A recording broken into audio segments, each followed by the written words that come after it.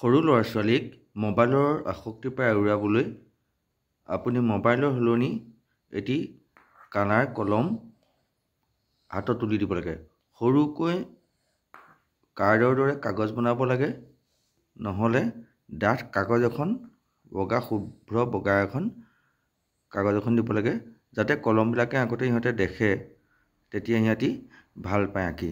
তেতিয়া দেখিব লাহে লাহে আপুনি মোবাইলৰ আসক্তিৰ পৰা সৰু সৰু ল'ৰা ছোৱালীবিলাক আঁতৰি আহিব। আজিকালি দেখা যায় প্ৰতিজন কণ কণ ছাত্ৰ ছাত্ৰী সৰু সৰু কণমানিহঁতক মোবাইলটো দেখুৱালেহে তেওঁলোকক খাদ্য খুৱাব পাৰি বা আমনি কৰিলে মোবাইলটো দিয়া হয়। কিন্তু আমি সৰুৰ পৰা যদি তেওঁলোকক কলম এটা, কালাৰ কলম এটা বা এনেকুৱা সৰুকৈ বগা কাগজ এখন ইহঁতৰ ওচৰত দিব লাগে, এখন দুখন কাৰ্ডৰ দৰে কাগজ দিব লাগে, হ'লে এনেকৈ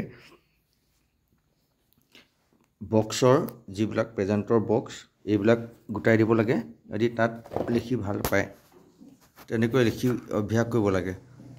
তেতিয়া দেখিব লাহে লাহে তেওঁলোকে মোবাইলৰ পৰা আঁতৰি আহিব। আৰু এনেও ডাঙৰসকলেও সৰু ল'ৰা ছোৱালীৰ আগত মোবাইলটো লৈ পিনি খুব চাই থাকিব নালাগে, হাঁহিব নালাগে, তেওঁলোকে তেতিয়া মোবাইলৰ প্ৰতি আসক্তি হয়।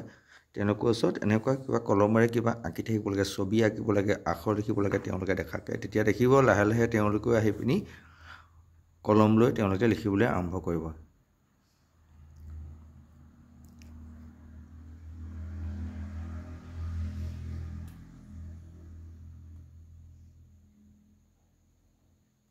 যি আঁকে তেওঁলোকক আঁকিবলৈ দিব লাগে।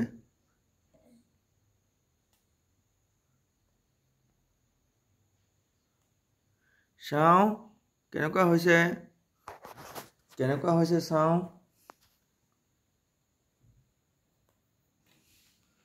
কি আঁকিছানো? ফুল আঁকিছা?